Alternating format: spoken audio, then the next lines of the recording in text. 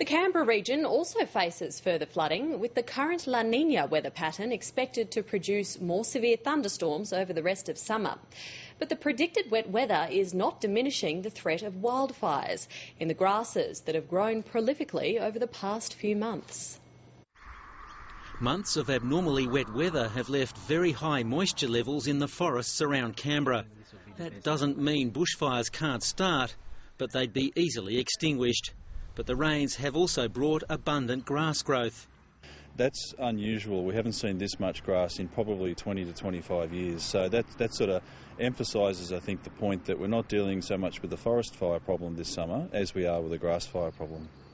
And the Weather Bureau says the high temperatures needed to dry out the grasses are now on the way. We should hit at least 35 degrees in the next week, comparing that to the last few years where we hit 40 degrees by even the 1st of December. So, you know, it's still hot, but it's certainly not as hot as what we've experienced the last few years. But, you know, you never get through a summer in Canberra without getting some hot days.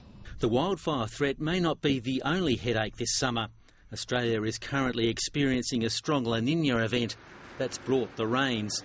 That wet weather has filled dams and saturated the soil, and as the recent Queanbeyan floods showed, the land can't take much more water.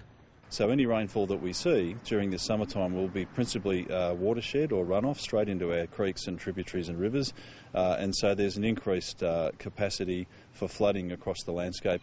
The Weather Bureau says the La Nina event and the threat of flooding will continue until at least mid-February. Gordon Taylor, ABC News, Canberra.